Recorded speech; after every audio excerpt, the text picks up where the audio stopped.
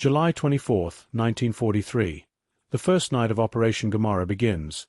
The night over Hamburg began like so many others in the summer of 1943, heavy, humid, and suffocating beneath a sky smothered in low clouds that reflected the distant glow of war. But as midnight approached, an unease crept through the city's streets, a tension felt even by those trying desperately to sleep in basements and shelters, because rumors had been spreading for weeks that the Allies were preparing something massive, something unlike anything Germany had seen before, and though no one could articulate what they feared, every heartbeat, every rustle of wind, every distant thump of artillery seemed to echo the same warning.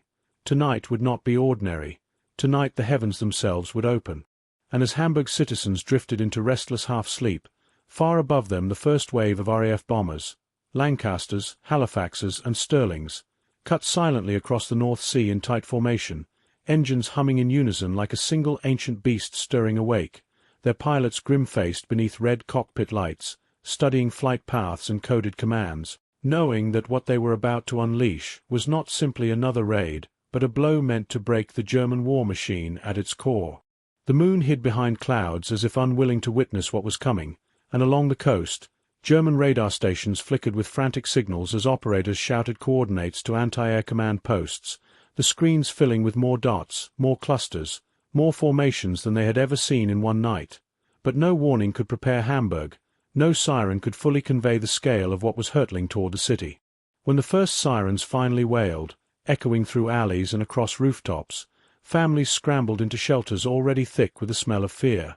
Mothers clutching children, elderly men whispering prayers, soldiers and firefighters racing to their posts with a grim understanding that this bombing was different, that something monstrous was coming. At 1 a.m., the first British Pathfinders crossed over the outskirts, dropping flares that drifted downward like glowing seeds of destruction, bathing entire districts in an eerie, unnatural daylight. And then, like a door to another world had opened, the main bomber stream arrived. The night air shattered as hundreds of bomb bays opened simultaneously, releasing high explosives that erupted in thunderous roars across the city, tearing buildings apart, hurling brick, steel, and bodies into the air. Windows 6 kilometers away shattered from the shock waves.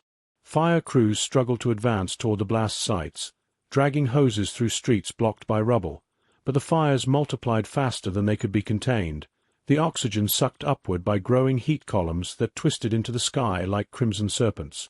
And just as the flames began to spread into uncontrollable infernos, the second wave struck, dropping incendiaries, thousands upon thousands of small magnesium and phosphorus charges that clattered across rooftops, through windows, into courtyards, igniting instantly with blinding white fire. In minutes, entire neighborhoods were engulfed.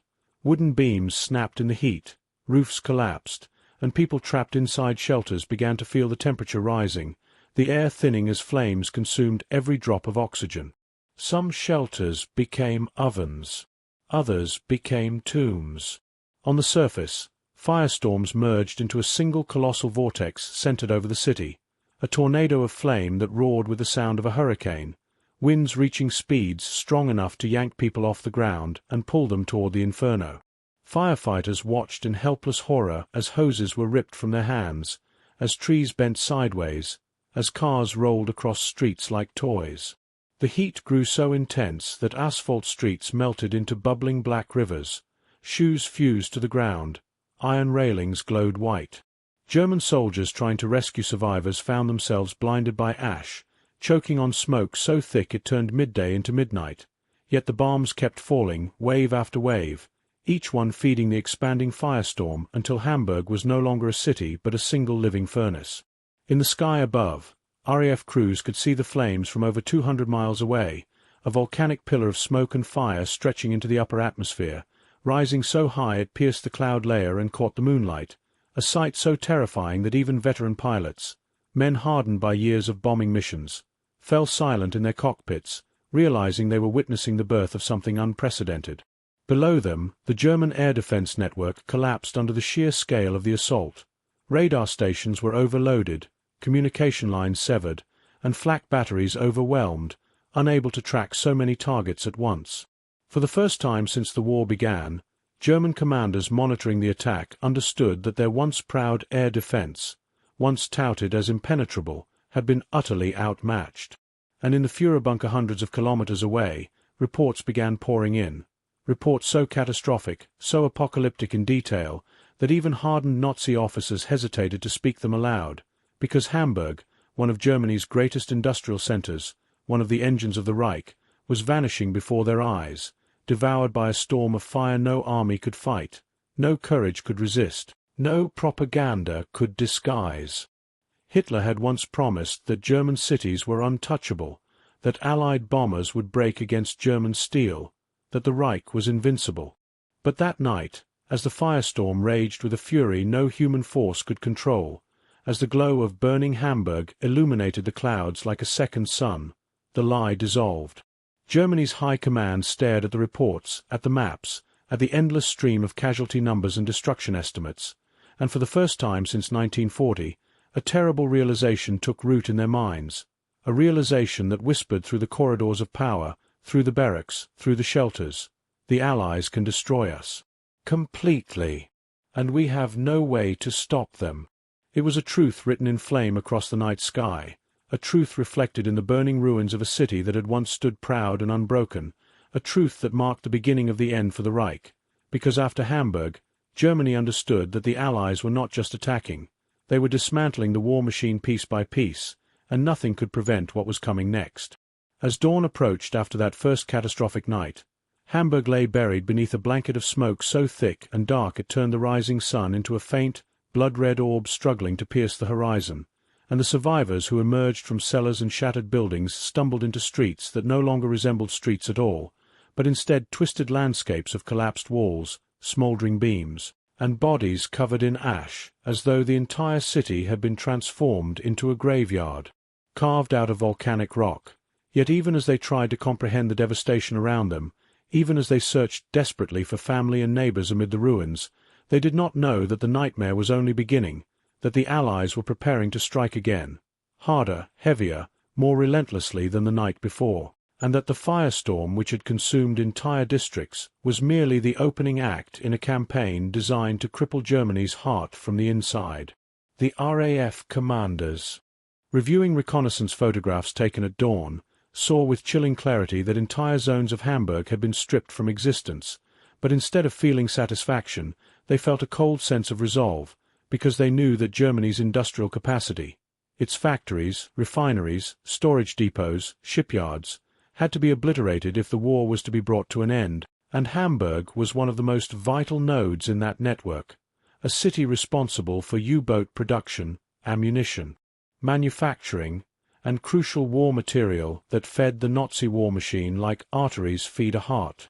And so, as survivors sifted through rubble and firefighters, exhausted, dehydrated, soot-covered, collapsed in the streets from fatigue, listening helplessly to cries drifting from beneath fallen buildings, the RAF was already organizing its next assault, assembling squadrons of bombers in bases across Britain, reloading, refueling, replacing crew members who had been lost, and preparing to ignite yet another chapter of destruction that would drive home the message Germany had failed to grasp.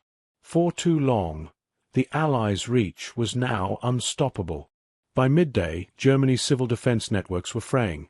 Telephone lines had melted in the heat, water pipes ruptured, electrical grids shut down completely, and emergency vehicles struggled to navigate roads littered with burning debris and twisted steel, while thick columns of smoke soared miles into the sky, visible even from Denmark, drifting across the Baltic in a dark cloud that symbolized the death of a city.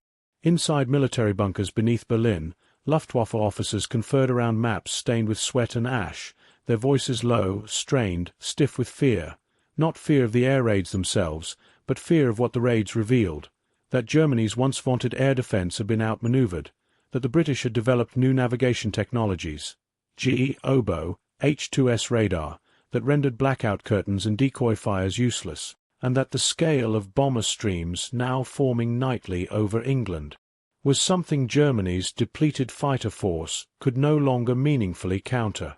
Many of Germany's best pilots were already dead, lost in battles over Britain, Russia, and the Mediterranean.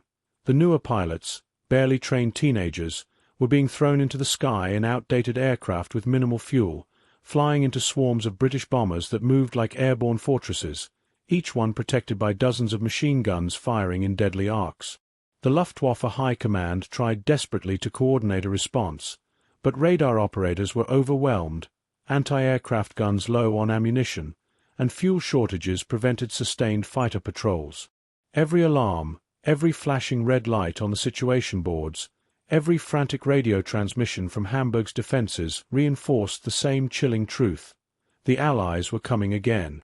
And when night fell once more, the citizens of Hamburg, those who had survived the inferno, heard the distant hum of engines long before they heard the sirens, because after the previous night, they could recognize the sound instantly. A deep, rolling thunder growing louder with every second, a sound that filled the darkness like an approaching storm too massive to outrun. Some tried to flee the city, dragging carts piled with blankets and whatever belongings they could salvage. Others huddled in shelters, praying the fire would not find them again. Many simply sat in the open, too broken, too shocked, too hollowed out by the previous night to move. And high above, cutting through clouds lit faintly by the glow still rising from the city, came Wave 2. More bombers, more pathfinders, more payloads calibrated to ignite what little had not already burned. The Allies had studied the meteorological conditions carefully. The dry air, the wind patterns flowing through the Elbe Valley, the structural layout of Hamburg's tightly packed residential districts. They knew a second strike could reignite the firestorm with even greater destructive power. And so, as flares drifted down once more, their ghostly light shimmering across broken rooftops and fire-blackened ruins, Hamburg braced for another onslaught. The bombs fell with almost clinical precision, tearing open new pockets of flame, feeding the embers left smoldering from the night before, pulling fresh oxygen into the vortex as fires leapt from building to building, merging into a single monstrous blaze that consumed everything in its path. People, animals, homes, factories, bridges. Entire families trying to escape were overtaken by sudden blasts of searing wind that hit with the force of a hurricane, dragging debris through the air like daggers. Some were pulled into the firestorm itself, disappearing into the inferno. Firefighters, who had already spent 30 hours battling flames without rest, were physically incapable of responding. Their trucks had melted tires, their hoses burst, their pumps disabled by falling debris, and many fell unconscious from heat exhaustion. The heat rose to over 1,000 degrees Celsius in several districts, hot enough to melt metal, bend tram rails, vaporize water in seconds.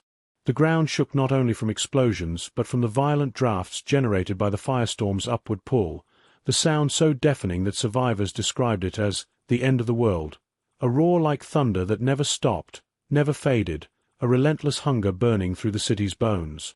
And in that night of terror, something inside Germany's command structure finally broke, not physically, but psychologically. Up until this point in the war, Hitler and his generals had convinced themselves that Germany could endure anything, that the German people were stronger than bombs, stronger than fear, stronger than whatever the Allies could unleash.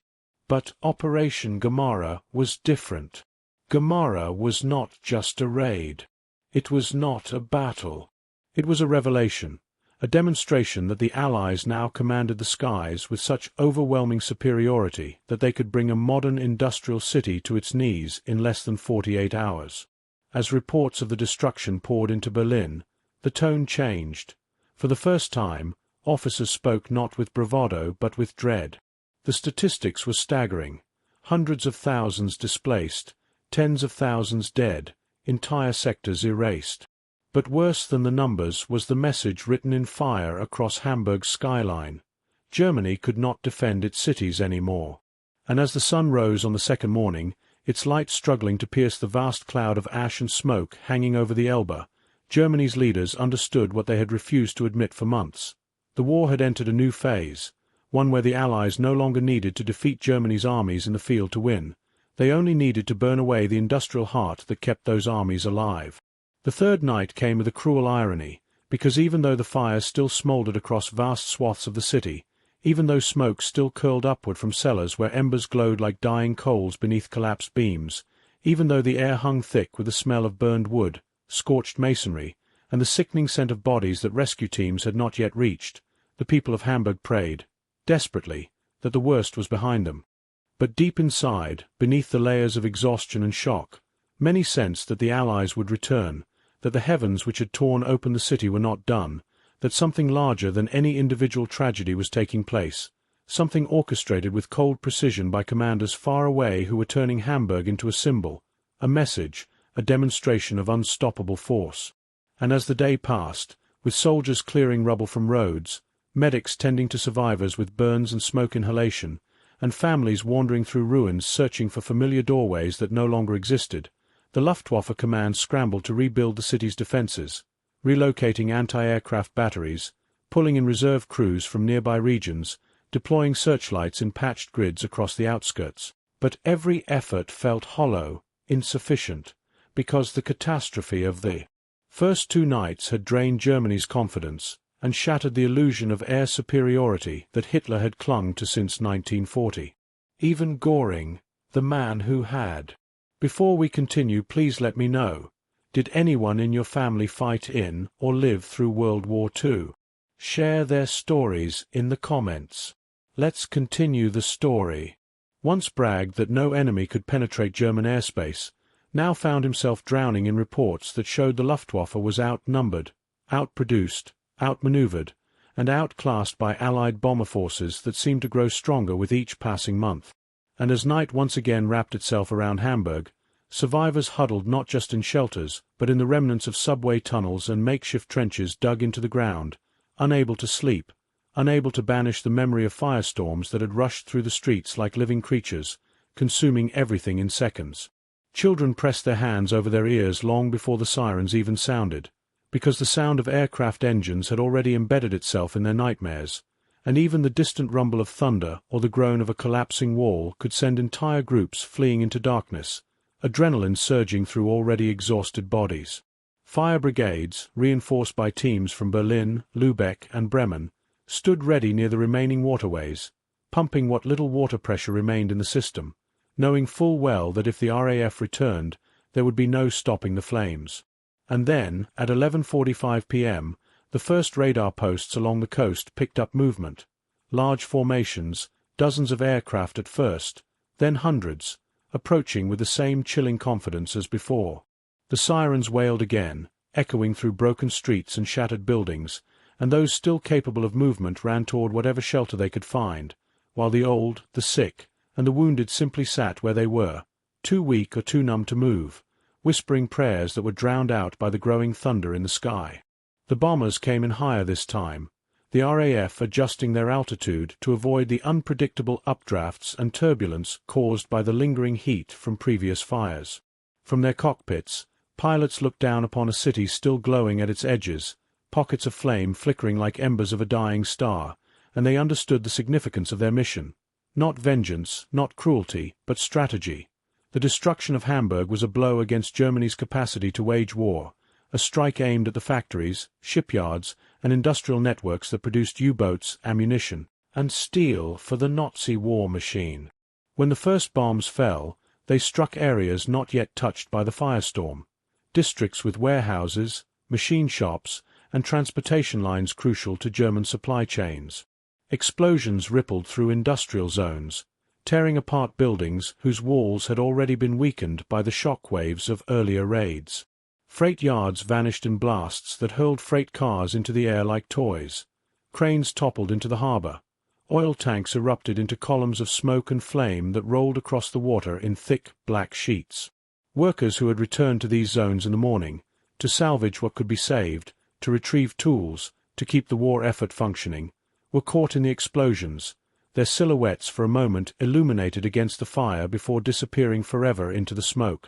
And as the flames spread, driven by dry winds blowing in from the east, the city once again began to burn uncontrollably. The heat intensified with frightening speed, pulling oxygen into the inferno until firefighting teams were forced to retreat or suffocate. Entire blocks vanished in minutes, and the firestorm that experts had claimed was a once-in-a-lifetime event threatened to form again, fed by the precise combination of fuel, heat, wind, and destruction that the Allies had unwittingly, or perhaps deliberately, recreated. Above the city, the bomber stream continued unbroken, stretching across miles of sky, each aircraft dropping its deadly burden before peeling away and making room for the next wave. And down below, in the command posts beneath Berlin, officers stared in disbelief at the live reports coming in from Hamburg. The city's air defenses were failing again. The searchlights were too few to track more than a fraction of the bombers. The flak guns were running low on shells. The smoke from the burning city was rising so high that it blinded gunners attempting to aim vertically. Hitler demanded answers. Furious, shouting, insisting that the Luftwaffe should be able to repel such attacks. But even his most loyal commanders knew it was impossible, that Germany no longer possessed the resources or the technology to stop an air force growing stronger each night. And as they listened to the crackling radio transmissions, reports of buildings collapsing, water mains bursting, entire neighborhoods rendered uninhabitable, they realized the truth that no one dared say aloud. The Allies had reached a level of destructive capability that Germany had no counter for.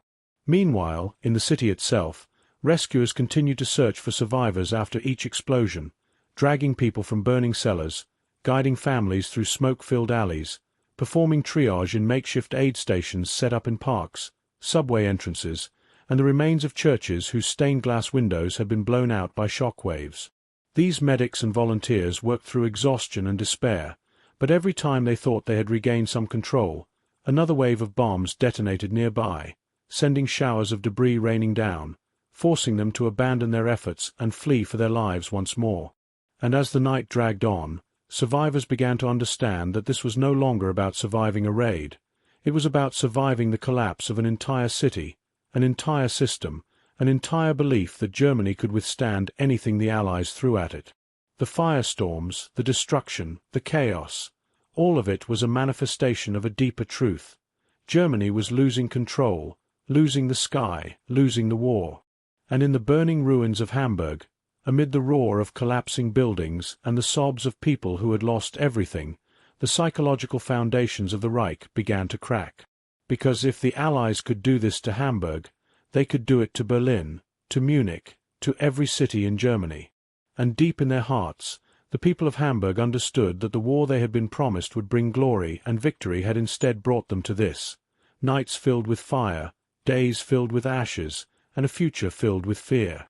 By the fourth day, Hamburg's destruction had transcended the physical and entered the realm of something psychological, something that spread far beyond the city's borders, beyond the crumbling streets and smouldering ruins, into the very soul of the German nation, and even into the halls of its government, because while the people of Hamburg struggled simply to find breathable air, clean water, and a safe corner of ground untouched by flame or falling debris, the Nazi leadership was forced to confront an unthinkable truth.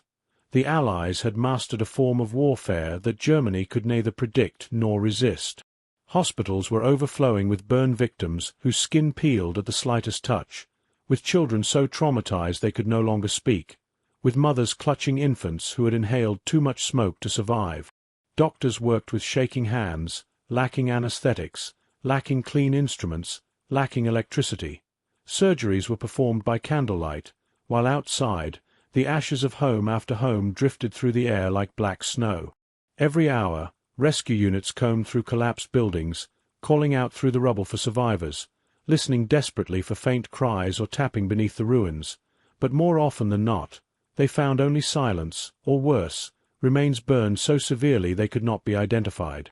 Yet even as the people suffered on the ground, the German High Command was locked in frantic debate about how to defend against attacks of this magnitude in the future. Some generals insisted on relocating factories underground, others demanded that cities be evacuated entirely. Some argued for a dramatic increase in fighter production, even though steel supplies were dwindling and gasoline was already being rationed, and a small number, the most honest among them, admitted that none of these measures would matter, because the Allies had achieved something Germany no longer could: air dominance.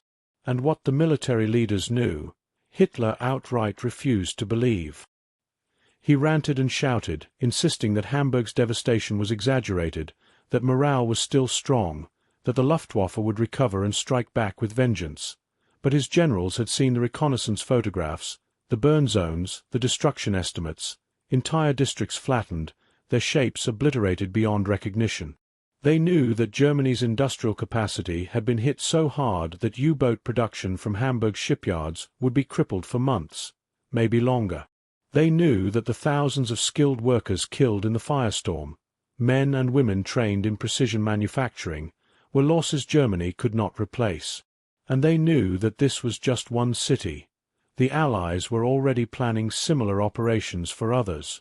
Meanwhile, the thunder of the next wave of bombers echoed over Hamburg in the late afternoon, their silhouettes appearing through the haze like phantoms returning to claim what little remained. This time, American B-17s joined the assault, flying in daylight with a bold confidence that stunned German defenders. Even at a distance, their tight formations looked like steel walls slicing through the sky, their .50 caliber machine guns ready to unleash storms of fire on any fighter daring enough to approach. The Luftwaffe scrambled what few aircraft they could muster, mostly FW-190s and Bf-109s flown by weary pilots who had barely slept since the raids began, but they found themselves facing an enemy exactly where the Allies had planned for them to be. The B-17 formations were engineered to defend themselves with relentless interlocking fields of fire. As German fighters dove into their ranks, hoping to break the formation and scatter the bombers, they were met with a storm of tracers that forced them to veer off, their aircraft trailing smoke or plunging into the sea. Only a handful managed to get close enough to fire into the bomber stream, and even then, their rounds bounced off armored plating or struck non-critical sections. The German fighters that survived returned to base nearly empty-handed, low on fuel, low on ammunition, and lower still on the spirit they had once carried into battle. Below them, the American bombers released their payloads with the same cold precision the RAF had used at night. Massive high-explosive bombs plummeted into the heart of Hamburg's industrial zones, collapsing the factory walls that still stood, igniting oil reservoirs that had miraculously escaped destruction in the previous nights, and carving deeper wounds into a city already suffocating beneath layers of ash. The harbour, once a proud symbol of Germany's economic power, erupted into chaos as warehouses, dry docks, and shipping platforms were obliterated in explosions that sent water spraying into the air like geysers. Boats capsized from the shock waves, cranes toppled into the harbour with deafening crashes, and the smoke from burning fuel rolled across the water in oily black clouds. German naval officers stationed in the harbour stared in numb silence, knowing that the shipyards they depended on for repairs and new vessels were now unusable, that the U-boat pens, once protected by thick reinforced concrete, were surrounded by destruction so complete that even accessing them had become dangerous. And then something happened that shook Germany to its core more than any single explosion. Berlin received a coded message from Hamburg's local government reporting that tens of thousands of people were attempting to flee the city on foot, carrying what little they could salvage, forming endless lines along country roads stretching for miles into the countryside. Entire neighborhoods had emptied. Trains had stopped running. Public services had collapsed. For the first time in the war, a major German city was experiencing a mass civilian exodus, not a strategic evacuation ordered by the government, but a spontaneous, uncontrolled flight driven by pure terror. Families pushed carts piled with burned blankets, suitcases, and pots. Others carried nothing but the clothes on their backs. Many walked barefoot, their shoes having melted or burned. Children cried from hunger. Elderly men collapsed from heat stroke. Women searched desperately for wells or streams not contaminated by debris. Local police forces tried to turn some back, arguing that leaving the city would complicate relief efforts, but the civilians ignored them. To stay meant death, and everyone knew it. Word of the mass flight spread throughout Germany, carried by soldiers rotating through the front, by railway workers, by whispered gossip in factories and villages. And in a nation where propaganda had long portrayed Germany as strong, unbreakable, protected by the Führer's promises, the truth was devastating. The Reich could not protect its people any more. And as that truth seeped into the public consciousness, doubts began to spread like cracks in a frozen lake. If Hamburg could burn like this, what would stop Berlin from burning next? What would stop Munich, Cologne, or any other city from becoming the next target? The fear that took root was no longer fear of bombs. It was fear of inevitability. Fear of a future where every night could bring another firestorm.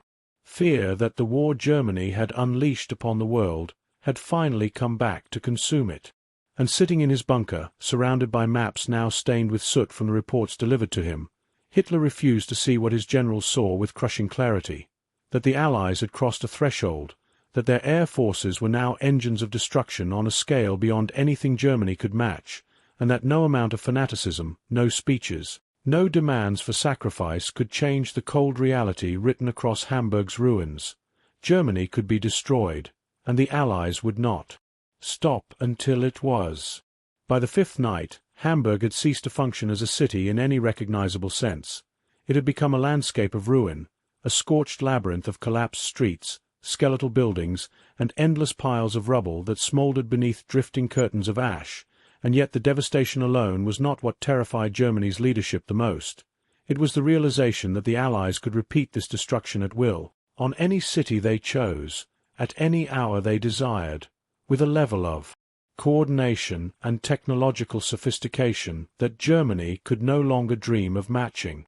As the fires still raged in the eastern districts, Allied intelligence units in England analyzed the effects of each attack in real time, recalibrating flight paths, adjusting bombing altitudes, and preparing the next waves with a brutal efficiency that made the bombers feel less like aircraft and more like instruments in a vast, orchestrated storm designed to break the will of an entire nation.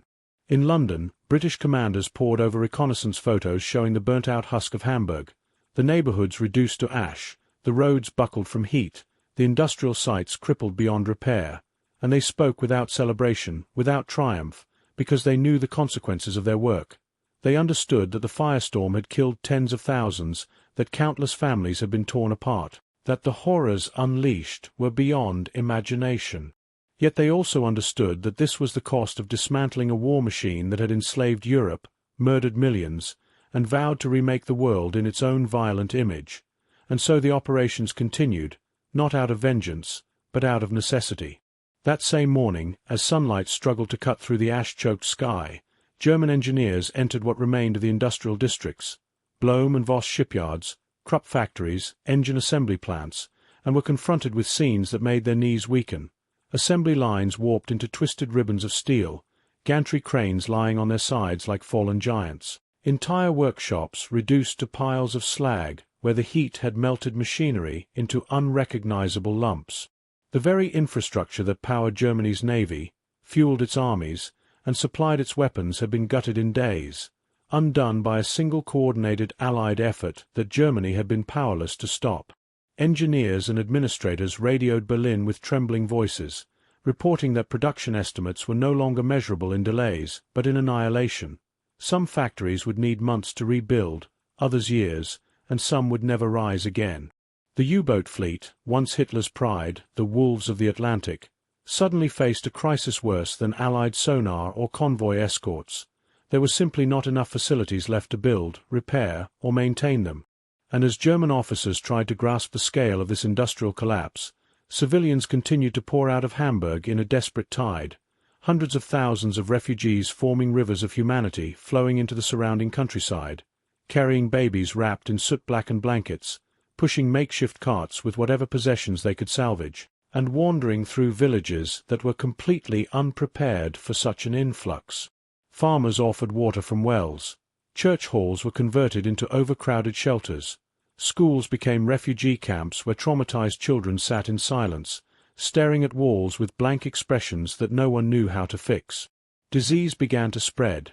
Dysentery, heat stroke, respiratory collapse, because the combination of smoke, dehydration, and exhaustion was more than many could endure. German officials attempted to direct the flow of refugees using hastily printed leaflets and police checkpoints, but the sheer number overwhelmed every authority that tried to contain them. Soon, the country roads near Hamburg became clogged with bodies, living and dead, lying under the relentless summer sun. Yet even as Germany struggled simply to keep its civilians alive, the Luftwaffe faced its own nightmare. Fighter wings had been depleted by constant combat. Fuel reserves were dangerously low.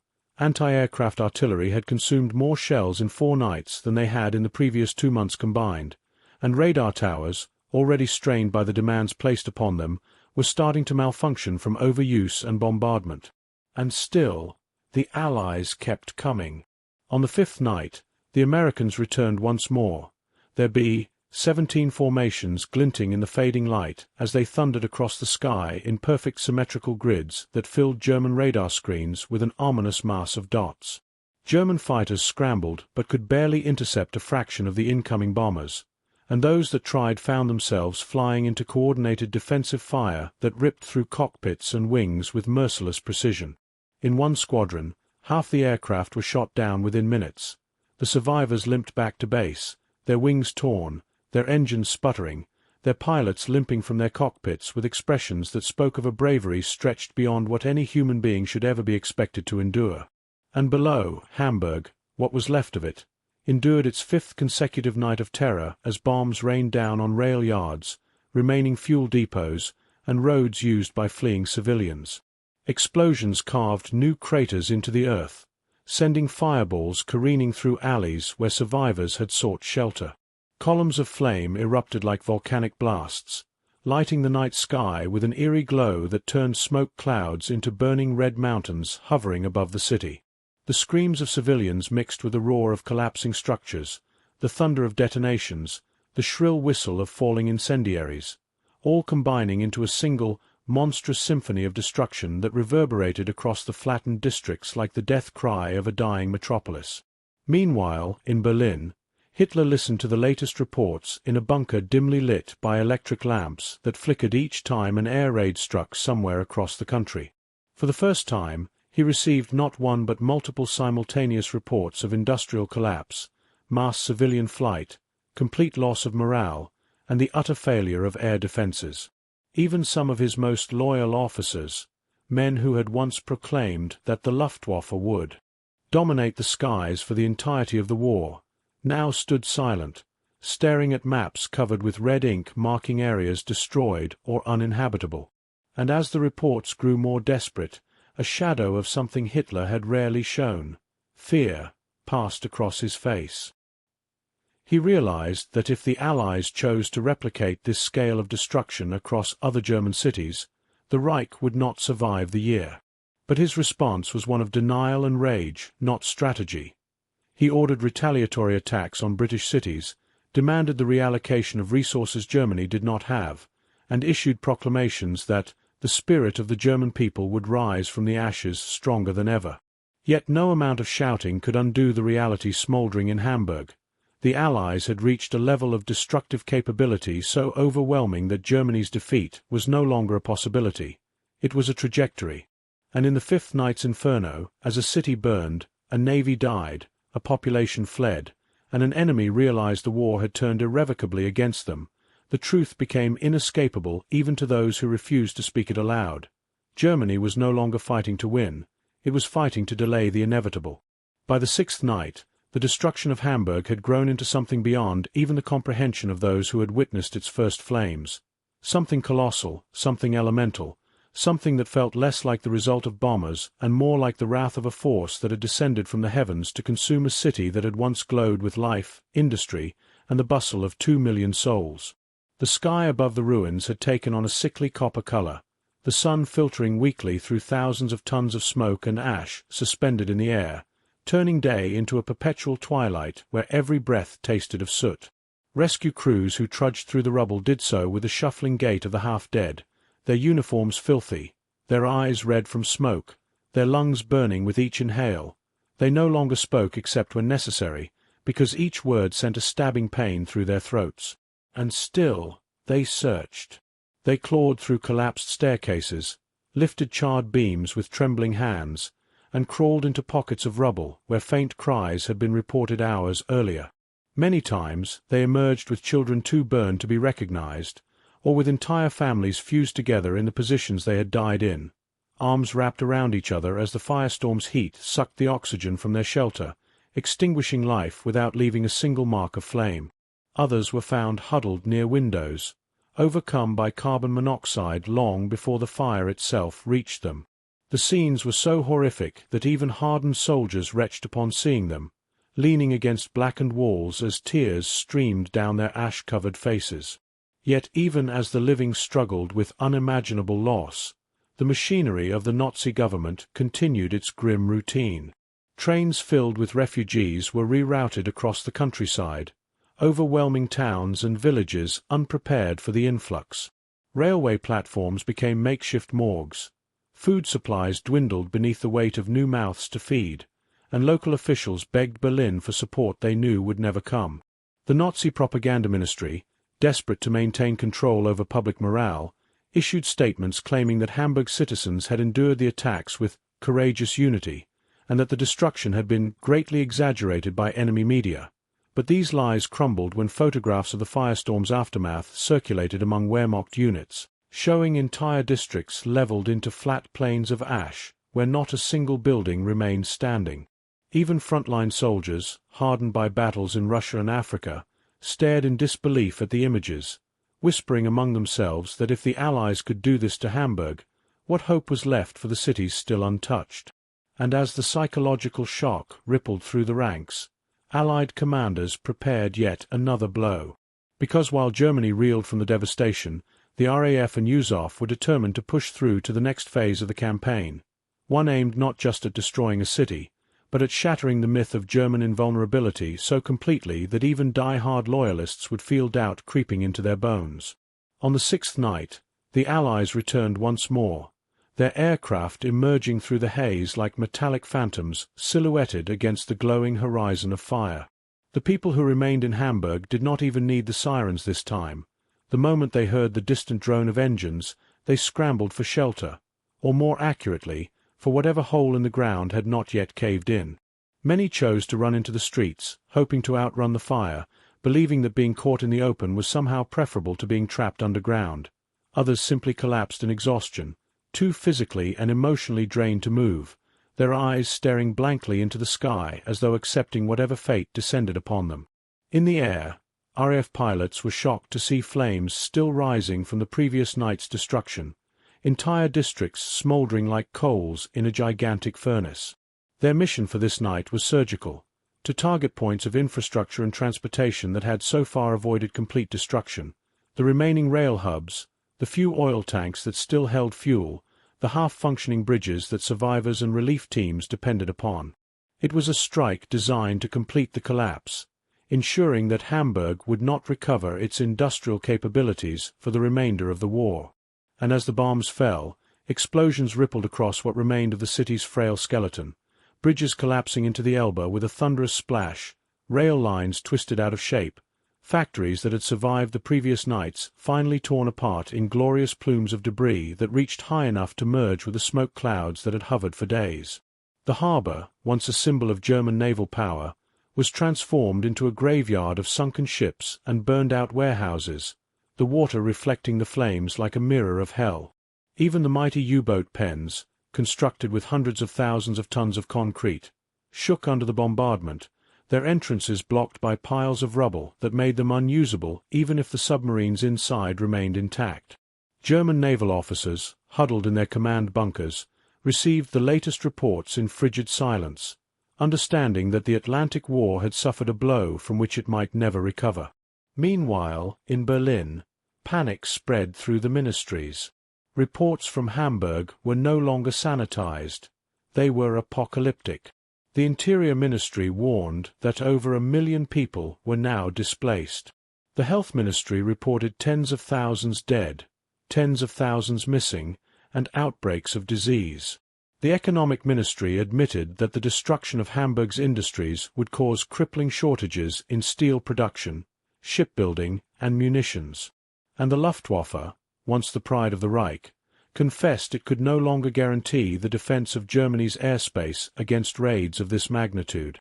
In the face of this overwhelming evidence, Hitler retreated deeper into denial, insisting that the attacks were only temporary setbacks, and that Germany would soon unleash retaliation that would turn the tide.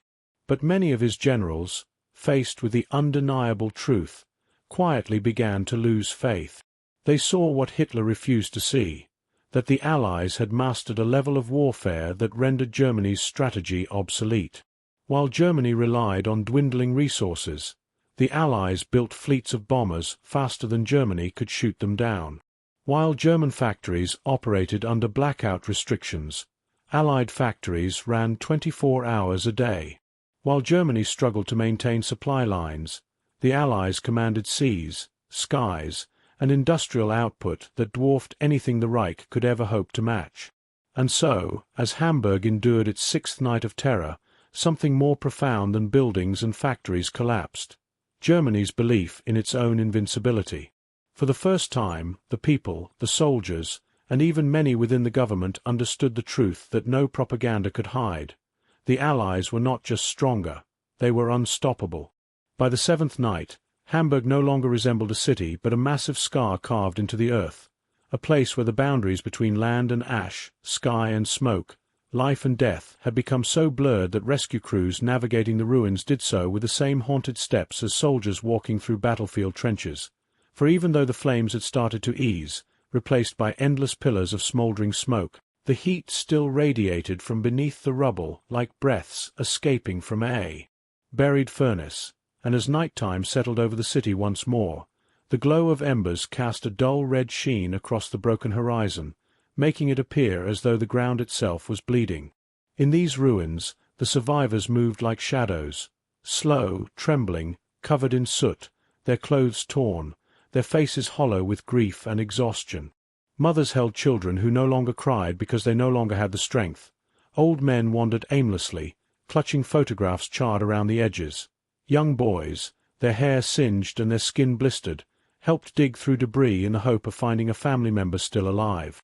Everywhere, silence settled over scenes that once would have been filled with the sounds of bustling streets, factory whistles, and laughter, now replaced only by the distant crackle of collapsing walls or the occasional sob of someone whose hope had just died in their arms. And yet, amid this heartbreaking tableau, something else had begun to happen, something subtle at first, but powerful in its inevitability. Germany's fear of the Allied bombers evolved into a deeper, more encompassing fear, not of the machines themselves, but of the realization that those machines were part of a system so vast, so relentless, and so technologically superior that resisting it no longer seemed brave, but foolish. German civilians, who had once listened to Hitler's speeches with hope, now sat in the basements of ruined buildings whispering that the Führer had lied, that the Luftwaffe could not protect them, that Germany's enemies were not weakening but growing stronger every night. The Reich's once unshakable propaganda machine had started to fracture as well.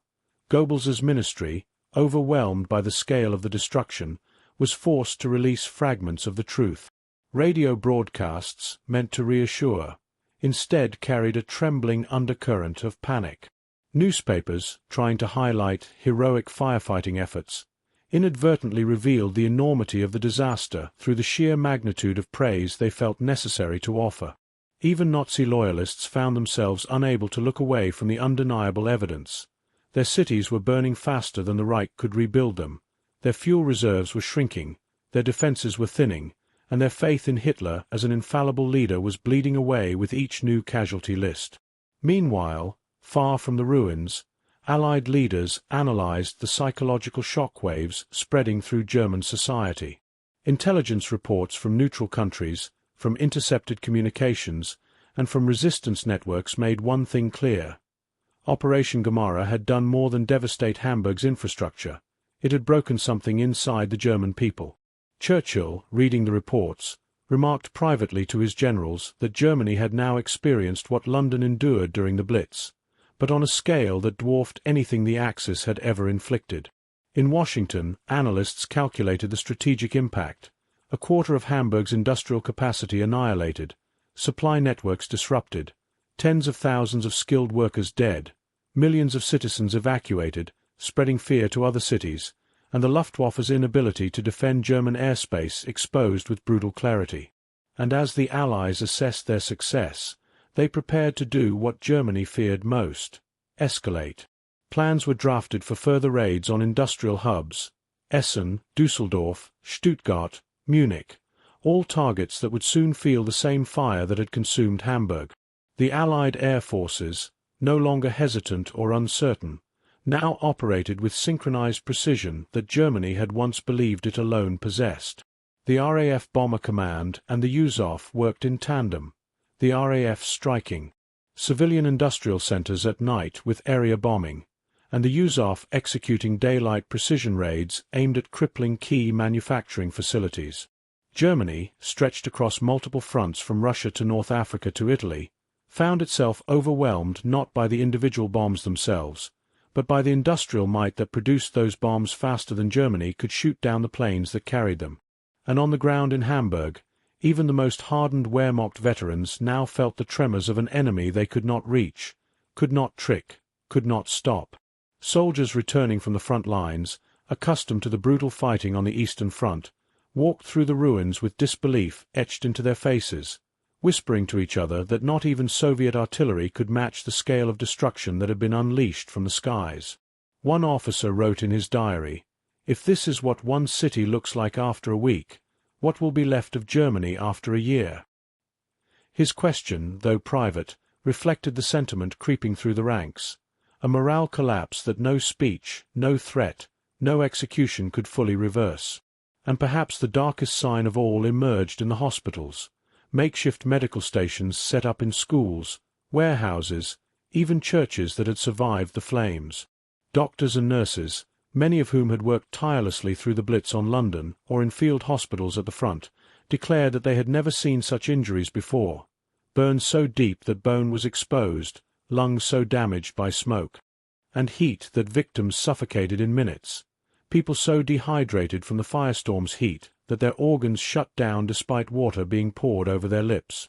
These scenes circulated through the minds of the German Medical Corps, spreading dread that the Allies had unlocked a new, terrifying form of warfare, one that even the strongest defences could not withstand.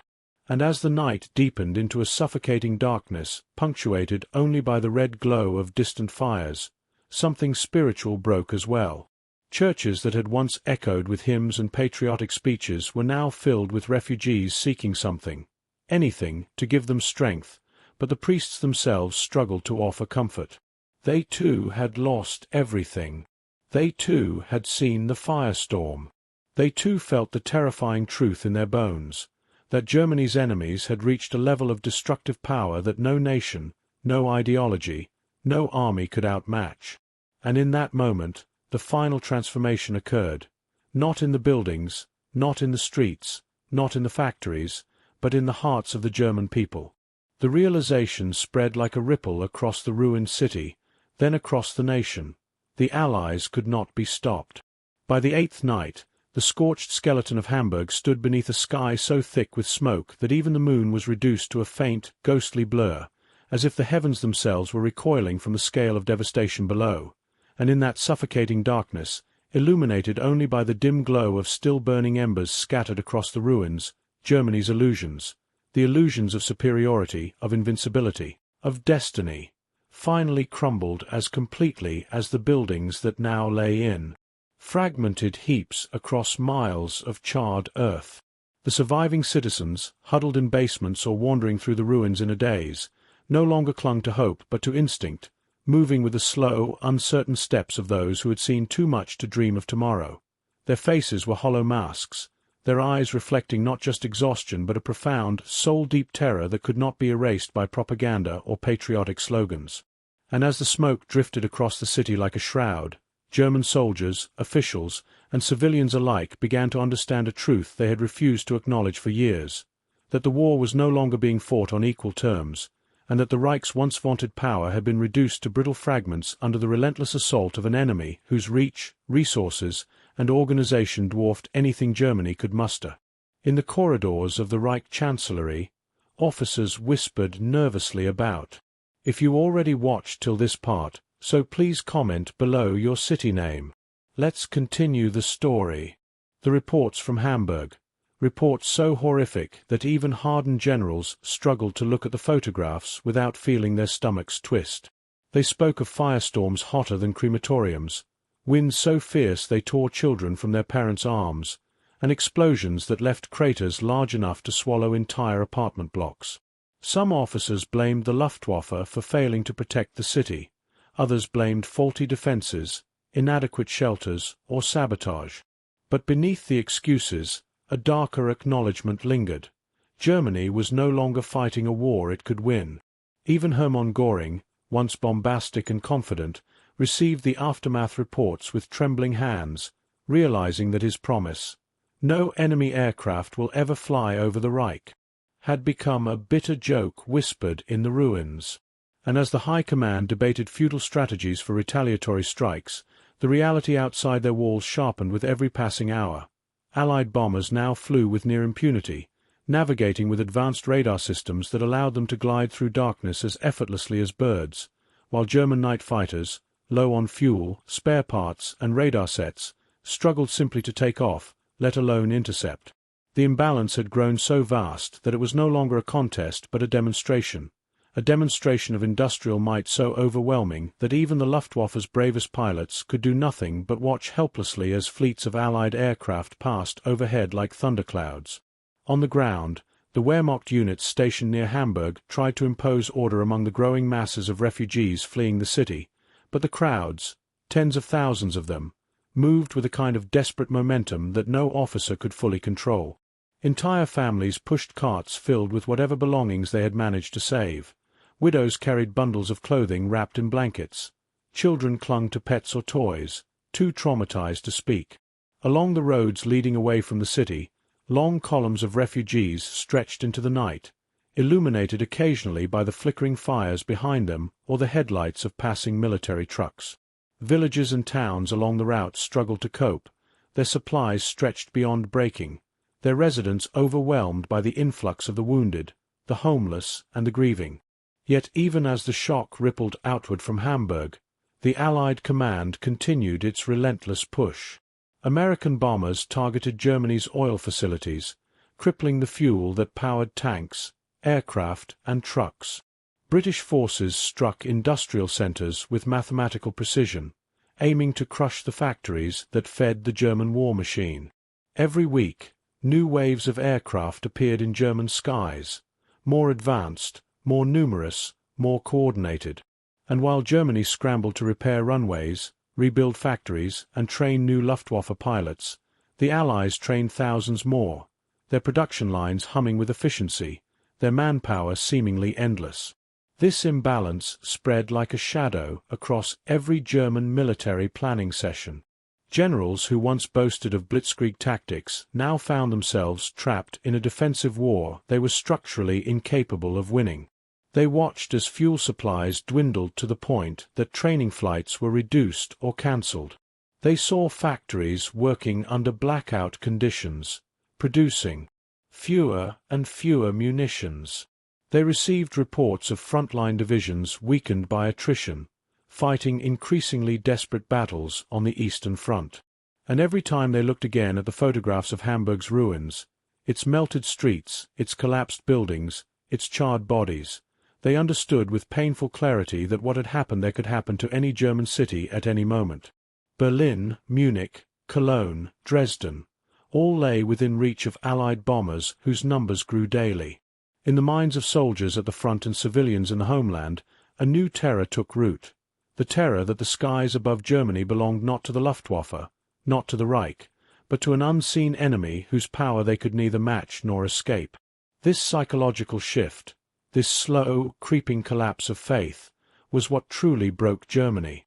Because once the people no longer believed victory was possible, once the soldiers began to suspect that their sacrifices were in vain, once the officers recognized that their strategies were obsolete, the war was no longer a fight for domination, but a desperate attempt to delay the inevitable. And as the eighth night settled over the smouldering ruins of Hamburg, with the faint sound of collapsing buildings echoing like distant thunder, Germany realized, perhaps for the first time in the entire war, that the Allies were not merely stronger. They were unstoppable. By the ninth night, the devastation of Hamburg had moved beyond the physical realm and entered something far more profound, a national psychological collapse that spread through Germany like a silent contagion, slipping past propaganda walls and military discipline, seeping into every conversation whispered in bomb shelters, every radio broadcast interrupted by static, every train carrying refugees through the countryside, where stunned villagers stood at the tracks watching mile-long lines of shattered survivors pass with hollow eyes that reflected the end of something far bigger than a city. In Berlin, Munich, and Dresden, civilians who had once boasted of Germany's might now read the latest bulletins with trembling hands, realizing that if Hamburg, one of the Reich's most important industrial and cultural centers, could be reduced to a burning wasteland in a matter of days, Then nowhere was safe, not even Hitler's capital. And as rumors spread like wildfire, embellished by fear and confusion, the stories grew even more terrifying. Some whispered that the firestorm had melted asphalt into rivers. Others claimed that the winds generated by the inferno had sucked entire families into the flames. Others still spoke of smoke so thick it blotted out the sun for days. Whether true or exaggerated, the effect was the same. Germany's confidence shattered, replaced by a creeping dread that burrowed into the psyche of the nation. Soldiers stationed along the Eastern Front received letters describing the horrors, and even as they endured the brutality of Soviet offensives, the thought of their families suffering similar destruction back home gnawed at their morale. Officers who had once trusted in the Reich's carefully cultivated image of strength now found themselves staring at maps covered with red symbols representing Allied air raids, supply shortages, and collapsing infrastructure. They had been trained to think in terms of tactics, maneuvers, and enemy positions, but now they were forced to confront a different kind of enemy: the unstoppable, unrelenting productivity of Allied industry. American factories, operating around the clock, produced more bombers in a month than Germany could in a year. British radar systems detected German aircraft long before they could approach their targets, and Allied intelligence intercepted German communications with alarming accuracy.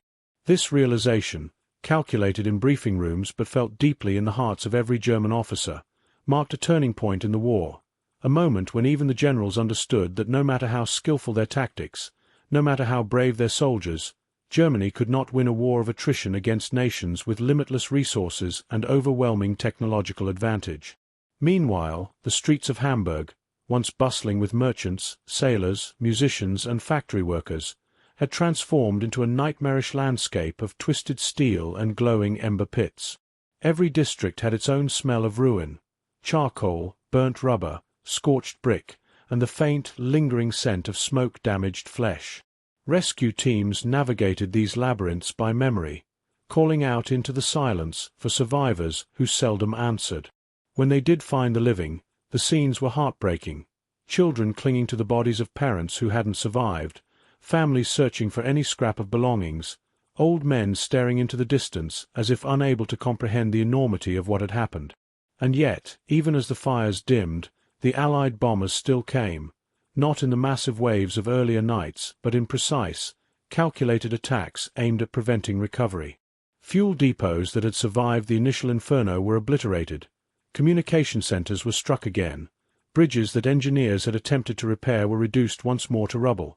The remnants of the railway lines, essential for evacuations and supply transport, were twisted by fresh explosions, leaving locomotives stranded on broken tracks. Each new raid, even if smaller, reinforced the message the Allies were sending. Their power was constant, their reach inevitable, and their intent unmistakable. This was not simply punishment, it was dismantling. And as that reality sank in, something unprecedented happened among the German population. Conversations about the future shifted from "how will we win?" to "how long until it ends?" Mothers whispering in bunkers no longer spoke of Allied invasions with dread, but with desperate hope that surrender might spare their children. Older men who remembered the First World War shook their heads and said the unthinkable, that this time Germany had no way out. Even die-hard Nazi loyalists felt doubt creeping in, a poison they tried to hide but could not eradicate. And while the people of Germany wrestled with fear and despair, Allied leaders studied the psychological impact with precision. Reports from neutral observers and resistance networks delivered messages that pleased them. The German spirit, once disciplined and fanatically motivated, was cracking. Morale was collapsing from the inside. The Firestorm scale had demonstrated not only Allied power, but the futility of German resistance. And so, the Allies accelerated their strategy. American B-17 and B-24 bombers continued daylight raids aimed at crippling oil production, the lifeblood of every tank, truck, and aircraft. British bombers pounded transportation networks night after night, ensuring that Germany's shattered cities remained isolated, unable to repair or reinforce themselves. The Luftwaffe, once feared across Europe, now struggled to defend even a fraction of German airspace, Its inexperienced pilots rushed through training programs that were reduced from months to weeks due to fuel shortages and constant combat losses. Each day, more German cities faced the same terrifying pattern: the rising hum of engines, the whistle of falling bombs, the thunderous explosion, the rush of fire, and then silence broken only by the cries of survivors. What had happened to Hamburg was no longer an isolated tragedy. It was a preview, and in the hearts of the German people, that preview grew into certainty. The Reich could build new bunkers. It could reinforce anti-air defenses. It could repair runways and rebuild factories. But none of it mattered, not when the skies belonged to the Allies. And so, under the smouldering ruins of Hamburg, under the shadow of the bombers that still roared overhead, Germany confronted the truth it had denied for years, a truth more terrifying than any weapon: the Allies would not stop. They could not be stopped. And sooner or later the Reich would fall, consumed not only by the flames that had devoured Hamburg, but by the unstoppable force of an enemy that now held all the power, all the momentum, and all the skies. By the final night of Operation Gomorrah, when the last echoes of Allied engines faded into the distant darkness and the fires of Hamburg smouldered beneath a sky still glowing faintly red from the inferno that had consumed it, Germany entered a new and irreversible phase of the war, a phase defined not by confidence or ambition, but by resignation, dread, and the dawning understanding that the Reich's defeat was not merely possible but inevitable. For as Berlin received the full statistical reports, the numbers were staggering beyond belief. Entire neighborhoods annihilated in minutes. Tens of thousands dead, infrastructure reduced to ash, factories erased from existence, water systems collapsed, transportation networks shredded, and vital industrial centers crippled so deeply that even the miracle workers of German engineering could not repair them before winter. But the numbers told only a fraction of the story. What terrified Germany's leaders even more was the strategic revelation these reports made brutally clear. If the Allies could do this to Hamburg, one of Europe's largest, wealthiest, most important industrial cities, then they could do it to any German city they chose, at any time, in any weather, with increasing efficiency, and with forces so vast that even the total destruction of the Luftwaffe could not slow their momentum. And as this understanding spread through the military command, through Goebbels' propaganda ministry, through Hitler's bunker halls, and finally into the consciousness of ordinary citizens, the nation realized that they were no longer fighting a series of battles. They were drowning beneath a tidal wave of industrial, technological, and logistical power unlike anything the world had ever seen. The Luftwaffe, once the pride of the Reich, had been reduced to a shadow, its pilots young and inexperienced, its fuel rationed, its losses catastrophic. Germany's vaunted flak towers, designed to be impenetrable fortresses of anti-air power, were overwhelmed night after night by bomber streams stretching horizon to horizon, their formations so dense that even successful flak bursts barely dented the waves of aircraft above. Hitler's generals pleaded for resources they knew did not exist: more fuel, more steel, more planes, more trained manpower, but each request was met with the same grim silence, the same tightening of jaws, the same haunted eyes that betrayed the truth. There was nothing left to give. The Reich, once overflowing with stolen wealth, forced labor, and war plunder, found itself unable to keep pace with a coalition of nations whose industrial output dwarfed all of Europe. The United States alone was producing more planes, tanks, and ships in a single year than Germany and its allies could produce in 3. And Britain, bombed and battered but unbroken, had transformed into a fortress of continuous production, refining precision bombing techniques and radar systems that made nighttime raids ever more devastating. But beyond the numbers, beyond the tactics, beyond the flames, the true breaking point for Germany came from something far more psychological, something the Firestorm had made undeniable.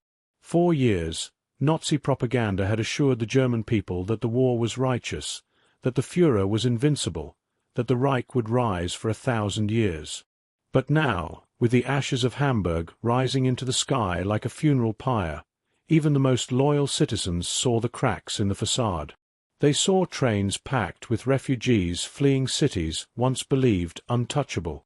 They saw piles of charred rubble where shops, theaters, and homes had stood for generations. They saw factories, once symbols of national pride, silenced forever. And most frightening of all, they saw Allied bombers return again and again, with timing so precise and confidence so complete that it felt less like war and more like execution. In Hitler's inner circle, whispers began, unthinkable whispers, of defeat, of negotiation, of survival. Generals argued among themselves over blame, strategy, and despair. Some blamed Göring for failing to protect the skies. Others blamed Hitler for unrealistic orders. Others blamed fate, destiny, or some divine justice echoing across a continent that had suffered under German conquest for years. Even the SS, once unwavering in fanaticism, found itself shaken by the sheer scale of destruction and the realization that loyalty could not stop bombs, ideology could not extinguish flames, and terror could not rebuild entire cities in a night. Meanwhile, in the Allied world, Operation Gomorrah was seen as more than a bombing success. It was proof that victory was not only possible but inevitable. Churchill, reading the reports, remarked that Germany had reaped the whirlwind. Roosevelt praised the cooperation between American and British forces. Allied commanders studied the Firestorm's meteorological data, analyzing how weather patterns, building density, and bomb distribution created such catastrophic results, information they would soon apply to other cities across the Reich. The strategic bombing campaign, once debated, was now seen as a decisive weapon. And the German people, who had once believed the war would end quickly and triumphantly, now braced for a future defined by fire. But for all its horror, the night Hamburg burned marked something even larger, a metaphor for the collapse of an entire regime. Because the firestorm did not only consume buildings and factories, it consumed illusions. It consumed the myth of German invincibility. It consumed the belief that Hitler could protect his people. It consumed the confidence that had fueled German aggression since 1939. And with that illusion gone, the war entered its final chapters, not with triumphant speeches or bold offensives, but with the slow, inevitable grinding down of a nation that understood, at last, that it had awakened enemies it could never defeat. The night Germany realized the Allies couldn't be stopped wasn't a single event. It was a transformation, a turning point where the Reich saw the writing on the wall written not in ink, but in flames stretching miles into the darkened sky. And from that night forward, Germany fought not to win, but to delay the inevitable, to cling to whatever fragments of hope remained as the world closed in around them. Because after Hamburg, after the firestorm, after the inferno that consumed a city and shattered a nation's spirit, there was no more denying the truth. The Allies were unstoppable, and the end of Nazi Germany had already begun. If you found this story compelling, please take a moment to like this video. It helps us share more forgotten stories from the Second World War. Subscribe to stay connected with these untold histories. Each one matters. Each one deserves to be remembered, and we would love to hear from you. Leave a comment below telling us where you are watching from. Our community spans from Texas to Tasmania, from veterans to history enthusiasts. You are part of something special here. Thank you for watching, and thank you for keeping these stories alive.